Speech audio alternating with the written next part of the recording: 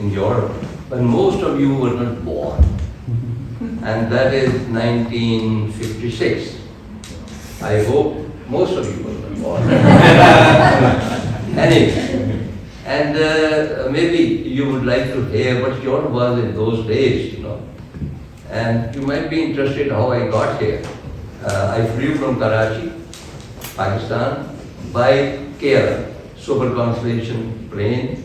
Jets were not there as yet, and it was Royal Dutch Airline.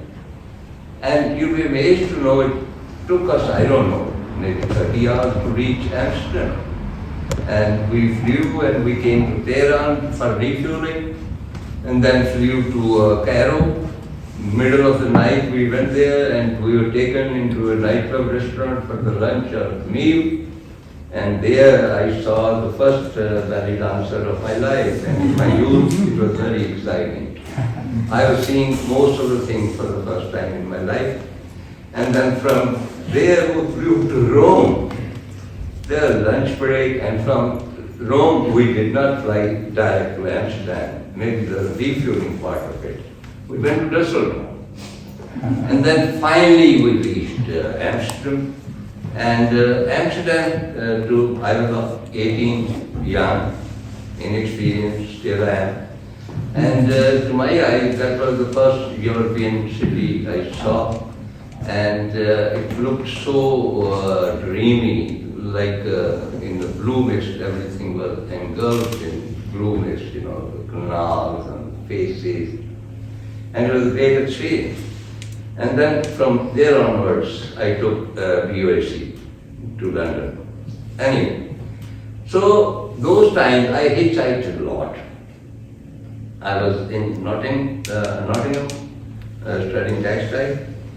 And what I saw of Europe, what I remember now, it was a desolate place. Compared with the hustle of today, when I think about it. I mean, for instance, I went to Louvre, and the Mona Lisa was just there. And I was there for almost 10 minutes and nobody else came. So now you can guess, and now thousands of people are queuing up. So when I call that Europe as desolate, I hope you understand that. And another thing, there were very few colored people in Europe. And I was a sort of novelty. I was very, I took advantage of it. And when I was hitchhiking, the driver who stopped, they always preferred me, that this young man, you know. And people took me to their homes to show me to their children that this is how a grown man looks like, you know. And the most memorable thing is that my memory is getting 80, I'm 85, but whatever I remember, that in Hamburg, I went to a store to buy some bread and milk for my lunch. And there was this lady and her daughter, and her daughter was saying something to her, pulling the hem of her skirt, you know, and pointing towards me. And the lady was laughing. They were talking in German actually, and I asked them, because I got curious, they were pointing at me, what is this child saying? And she said, she's saying, look mommy, look, this man is made of chocolate. And then she said, do you think somebody will eat it? No, naturally nobody ate me. But that is how people in Europe looked at brown people or colored people. And Scandinavia especially, there were absolutely no other people. And I went to some camping sites where they wanted the lock of my hair to paste it on the board to show people that there are people who have black hair. And then another very important thing, that I went into a toy store, and imagine, most of the dolls were black. They were not the Barbie dolls or anything, they were black because they were fascinated with black. I don't think they have them anymore, but anyway, the things have changed. So that was how I never think. Was it Aachen, the border, Salju? Yeah. When I went back to England, I usually crossed from Aachen. And you might, I don't think you know it, but the Aachen border closed at 6 o'clock. Can you conceive that the borders, but I don't know for 2 hours or maybe for the whole night, but I have to stay in the youth hostel and then enter Holland. And then I was the first of those people who saw the atomium in the final stages. And then when the first man landed on the moon, I was in Holland, I watched it on television. So, I mean, this is just a short impressions. I can go on to Europe of those times. But now, what I miss about it is the borders. You see, when you cross a border, before crossing it, there is a certain excitement and a certain, when a vagabond goes out, he wants to be amazed. He doesn't want the usual things to see. And the amazement of crossing a border was that you entered into another country where the language was different, where the food was different, where the faces were different, where the houses were different, where people behaved differently, you see. And I experienced that. In every country, it had a different culture. I mean, I could cross into France and I knew that I am in France by the sounds and the smells of the food and so on and so forth. So now I miss that. Last time I came here and I'm asking my son, where are we? He says, I'm in Belgium. We are in Belgium. I said, where is Holland? Oh, it's gone. We are in France. So this is one thing I miss, borders. I mean, I don't mean to say that you should have them, but I mean, that charm has gone. Europe is definitely one big entity, but the distinctive culture and language, I don't think it exists as such as in those days. I have only 2 books translated into English, and I was telling Fabian, this is the first time I'm addressing a crowd who do not know me thoroughly, you see. And this is a challenge. This is really interesting because in Pakistan and in other countries, wherever I have sessions, there are thousands of people, and mostly they know me through television or literature. So I cannot go into detail about my literature or my trends in literature and what I like and what I dislike. But Fabian, where is Fabian? Please tell me the time, because he said you have to be exact. A few years back, a scholar in a university of ours, she did her PhD on my works. 4 or 5 PhDs have been done, and the first PhD. And she came out with the conclusion that most of my writings have 3 major elements. One is water, the other is birds, the third is death. These 3 elements dominate my writings and especially novels. Death, because I know and I feel that without death there is no beauty. Actually, death makes you appreciate beautiful faces and the landscape, because in your heart you know that they won't be there forever and you won't be there forever. That's how things become beautiful. But when you know that they'll be there after 10,000 years, they're just blank that you won't be interested. So death dominates most of my writings in that sense, in the appreciation of beauty. And the second is birds.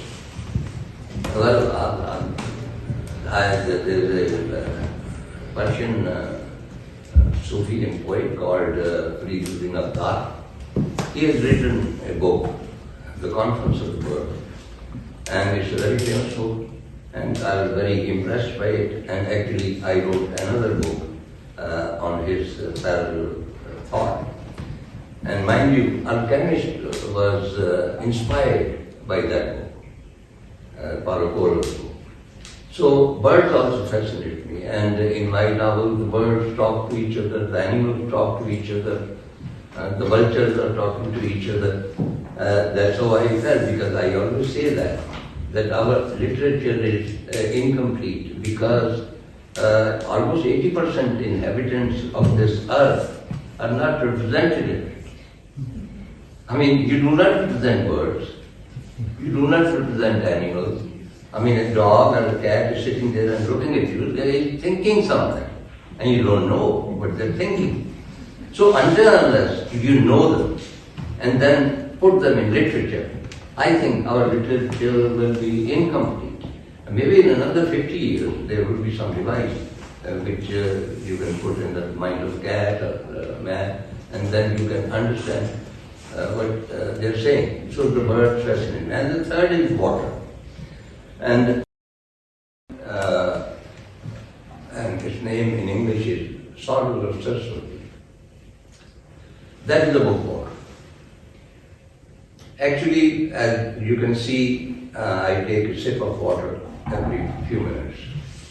Maybe there is more heat in me, or my throat gets dry. Something is there. And especially when you're in Pakistan, I mean, heat is, it's 47 right now. And almost 30 years back, I was in my room, and the temperatures were about 50 almost. During the night, I couldn't sleep, I was sweating, no air conditioners in those days. And I just took the glass. I was taking a sip after every half an hour or so. And when I took it in my fingers, somehow or other, I felt that the glass should have been here. I mean, it's a level of water. But it has gone down. And where did the water go?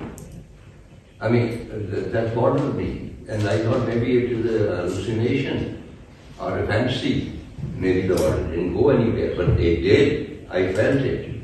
So it was. I never write a novel. I mean, most of the people they conceive the whole novel, and they say that all they have to do is now sit down and write it. Or maybe they don't know about the beginning, because that is the most difficult part of it, to begin a novel. Like you would know that Garcia, he had full novel in his mind, but he didn't know where to begin. And he was going for holidays, and suddenly he said to his wife that I know how to begin it, And she just turned her card with the kid, they were going for holidays, and she just put him in a room and said, start writing your novel. So anyway, I am not fortunate enough, sir. A lot of things trigger in my mind, and they keep on working. Some fizzle away, and sometimes something sticks. So this thought, where did the water go, stuck in my mind. And about a week afterwards, I'm also interested in archaeology a little. And there was this archaeological mission in our Cholistan desert in Pakistan. It's a small desert, but it's a desert all the same. And they were digging the area. And there was an article about that. And one of the lines on that article struck me. And it said, once upon a time, the mythical river of Saraswati flowed here, and then it dried up due to some unknown reason.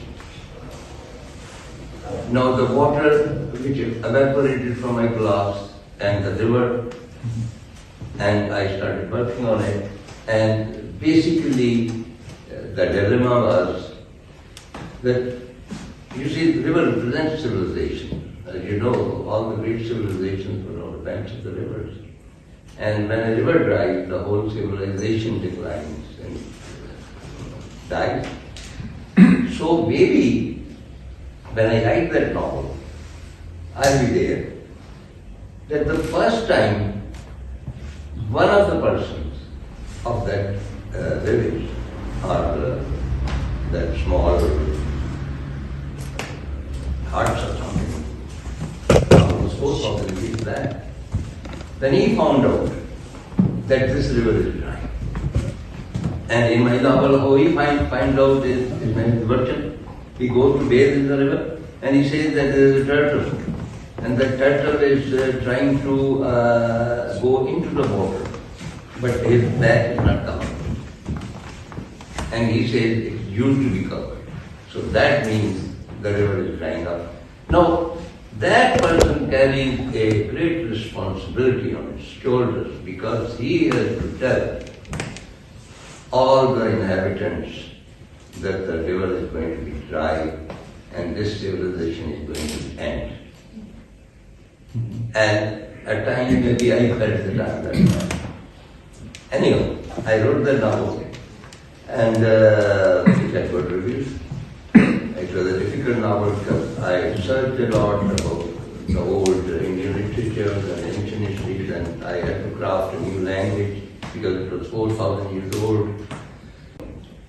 The point is that recently it came into the light again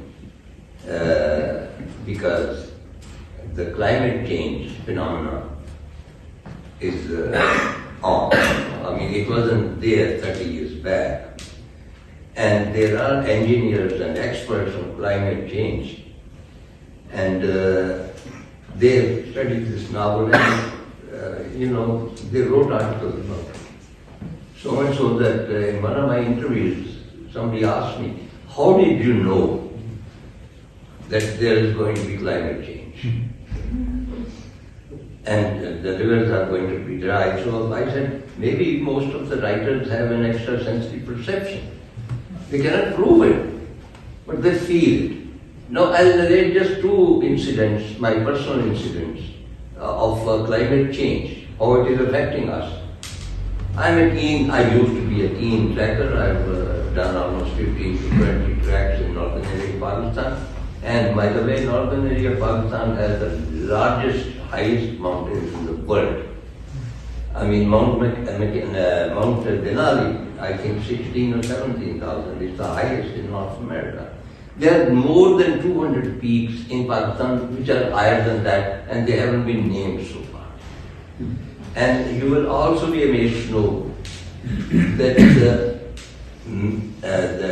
the maximum ice mass in the world outside polar regions is in Pakistan.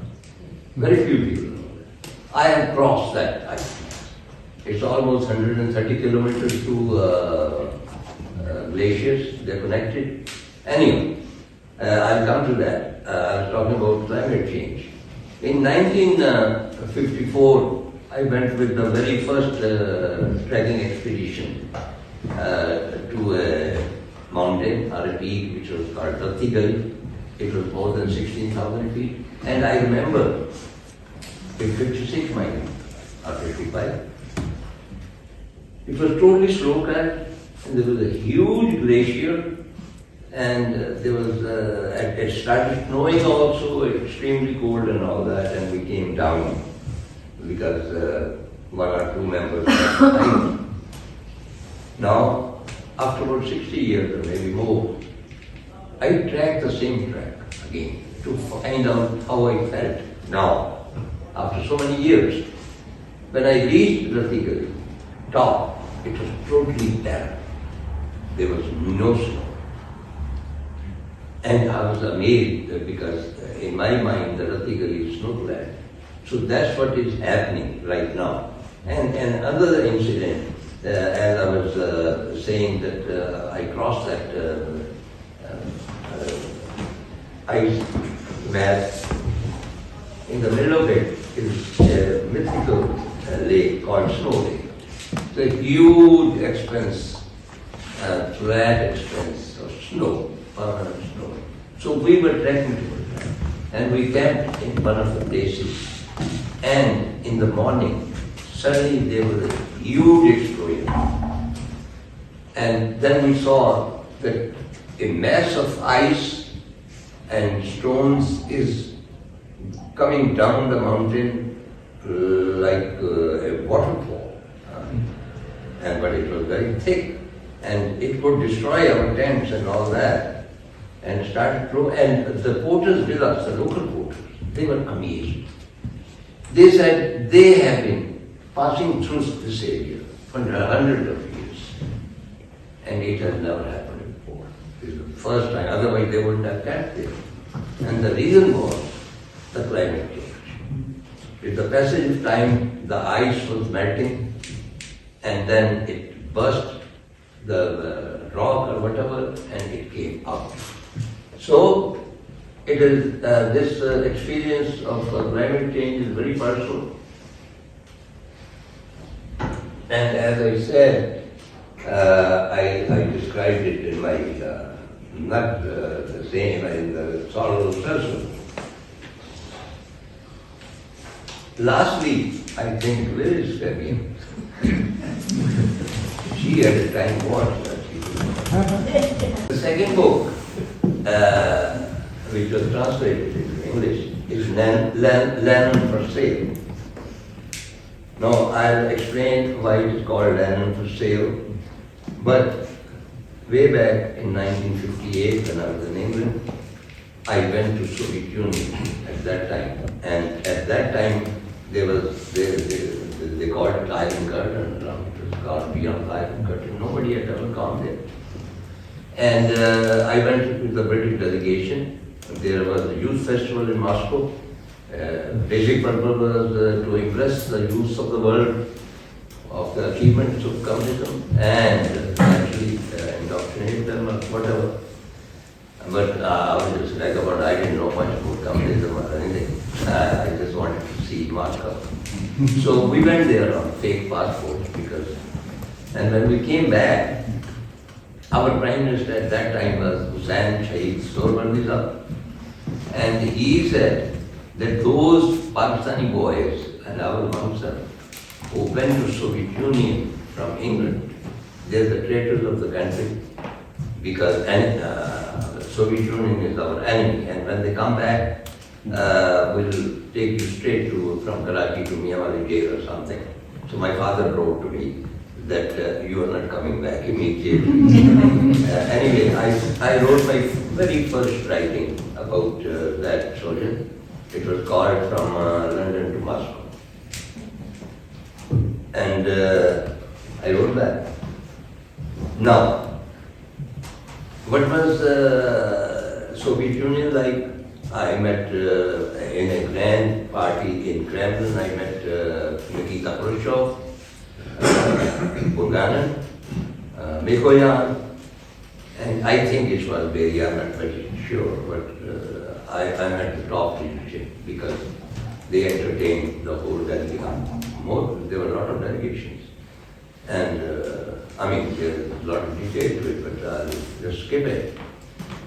And we found, because we went from London or Europe, we found the Soviet Union very bland, you see, because it was very plain. There was no advertisement, no nightclubs, no nothing else. But I found that people were very nice. Russian people, I always found them very friendly. I'm not talking about Ukraine, I mean, there's a different cup of tea. But normal people, people don't change. What you read in Tolstoy or Dostoevsky or Pushkin, people are the same. And the same is here, what you find in Verdi and Rembrandt, the Dutch people are the same, but they have depicted. People don't change violently. They keep their characteristics. So I liked Russian people, they were very friendly, very sentimental also. Now, we, how many years? I mean, I forget years. I'm a man before Christ or something. About 10, 15 years back, I received an invitation from Moscow State University for lectures. And why they called me for lectures? Because for almost 30 years, some of my works were in the syllabus of Urdu. And the students who were educated with part of my writings, and they became lecturers, professors, and finally head of department, and they wanted me to come. They wanted to meet me and to give lectures. Now, I had seen Soviet Union, now I saw the capitalist Russia. So I was able to compare. Very few people can do that, you see. And this novel is about that experience.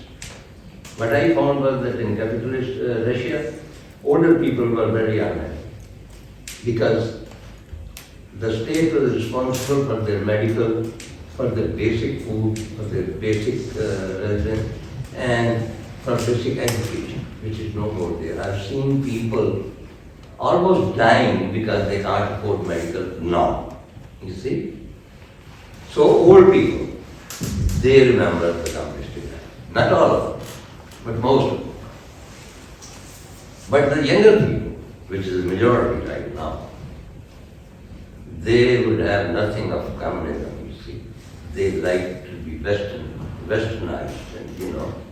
And I mean, when we say that here, I show you, maybe they imitate or copy Europe and America and the music. So much so that one of the producers, TV producers, he found out about me and he wanted me to write some plays. I said, I don't know Russian. He said, if you write them in English, we'll convert them into Russian. I said, what sort of play? They should be more like American serial, you know, the comedies and all that. Naturally, I wasn't the person for that. So the younger generation is very much enamored of West.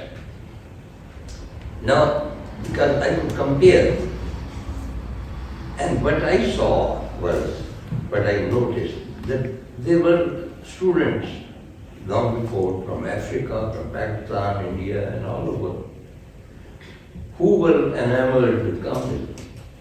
And they went to Russia, they believed in that ideology, they married there, had children, and they were VIPs at that time because they had abandoned their own country, their own faith, and they had married the local girls to sort of help them for the final paradise of communism or whatever you call it. Now those people, their children have grown up and they've gone. There are some whose wives are dead. And now they are persona non grata there, you see. They're skinheads who are after them. I mean, there's more racism in Russia right now than anywhere else. Now those people, I mean, imagine a 70 or 80-year-old man who has given up everything for communism and for that country, and now he's being attacked. So that was a great tragedy. And when they came to Pakistan, nobody knew them because everybody was dead. So basically, it is the tragedy of those people who believed in communism and the comparison. Last thing which I would like to narrate, why it is called land per se. In Moscow, by the way, my wife also accompanied me, and we went to North-Side State, also my favorite ride. Anyway, a friend of mine, a local friend of mine, he took me, there's a street called Rabat. I don't know what it means, but I know that Pushkin's house was there. He didn't stay there for long, maybe 6 months, but it's called Pushkin's house. In Rabat Street, he took me to an underground go-down, and there were hundreds and hundreds of statues of lamb. They were piling on top of each other, some were broken. And I said, what is this? He said that during the Soviet Union, actually, in every city, in every square, in every street, there were lamb. Now they come to learn it, and they are moving. What do they do with them? With almost thousands of statues. He said that they are sent to the foundry, and we make new things from them. I said, what kind of new things? As you know that after the disintegration of Soviet Union, there was a certain surge of religion. And a lot of new churches are being built, and the old churches were restored. And the same with mosques also. And now they needed crosses. So out of random statues, they were gone to foundry and crosses were manufactured. Now isn't that,